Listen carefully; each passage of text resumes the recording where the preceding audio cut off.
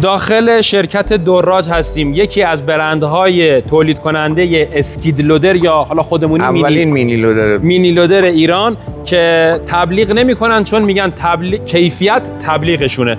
آقای خطیب مدیر عامل، 2 نمونه دراج الان تولید میشه. یه توضیح درباره این دراجا به ما میدید؟ بله. یه مدل 781 خب این 781 اولیه. این 781 بله. کناریش 781.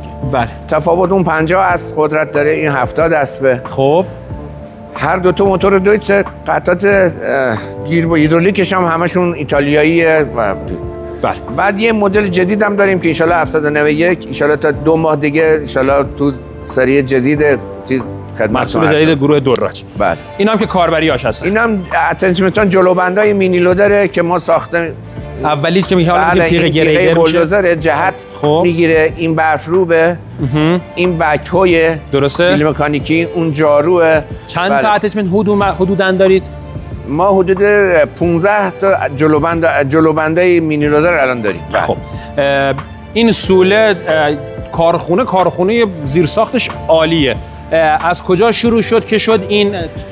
دلیلش همون انگلیس، برند بلی رو ما از انگلیس می آوردیم. بعد کیفیتش اینقدر عالی بود که تقاضا زیاد شد، ما آوردیمش داخل و خطش خریدیم آوردیم داخل. اینجا چند هزار متر سوله است؟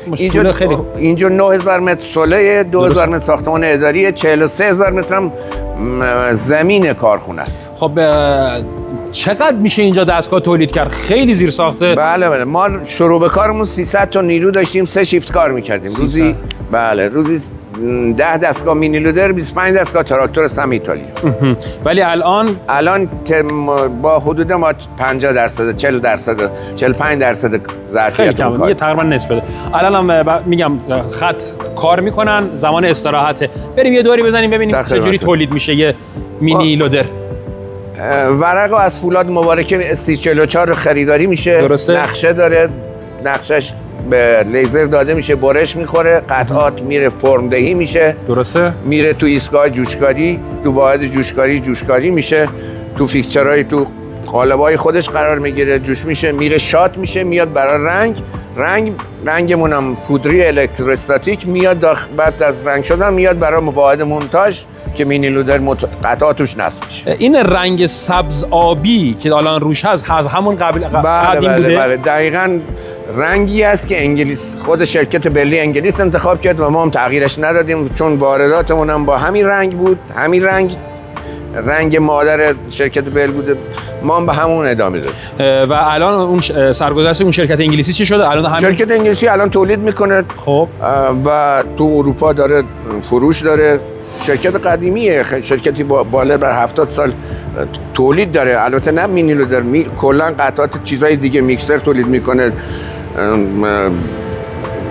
حالا بیشتر مینی لودر. حالا بعد اونجا یه دونه تراکتور داریم. این تراکتور چیه؟ این قبلا که ما تراکتور ایتالیا رو، تراکتور سم ایتالیا رو وارد می‌کردیم، میومد اینجا مونتاژ میشد. خب متأسفانه از سال 95 دیگه این خط تولید نشد، این مینی تراکتور وارد نشد و خطش مونده و الان تعمیرگاه مینی لودرمونه که مدل‌های 83 82 هنوز دارن کار میکنن. اومدن برای اوبرهال.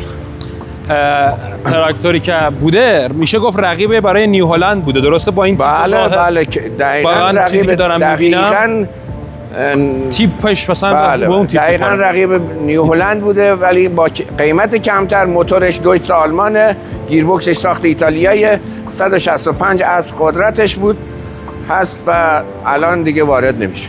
یه نکته جالبی که داره، ما اینجا میدین چین رو عملا نمیبینیم. همین هم شده باعث احتمالاً کیفیتشون، چون به هر حال قیمت بالایی میدن با خاطر قطعاتی که استفاده میکنن.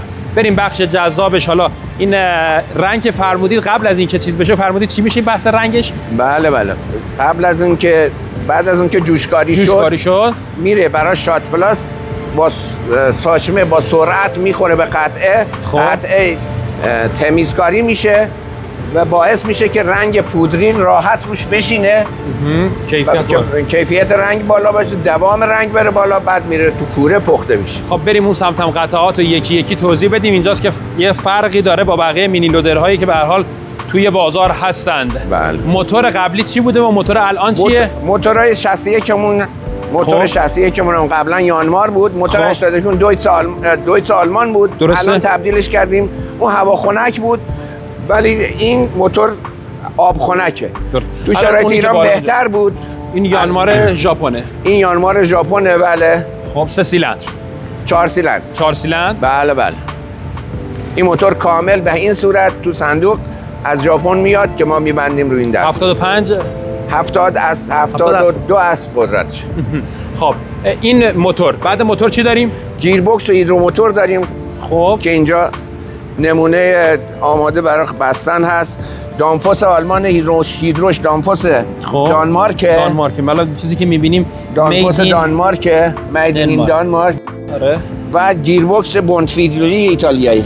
گیربکس هم تا اینجاش.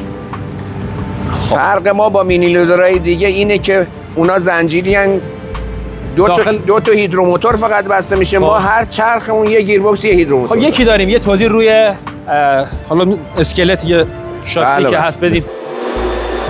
حالا رادیات مثل که ایرانیه. حالا بله. خب ببینید این مینی لودر 4 تا گیربکس داره. درست. برای 4 تا گیربکس این جلو داره، 2 تا گیربکس عقب داره. درست. خب مینی لودرهای دیگه اومدن یه هیدروموتور فقط گذاشتن اینجا با زنجیر، این دوتا چرخ میچرخونه این طرف هم با این.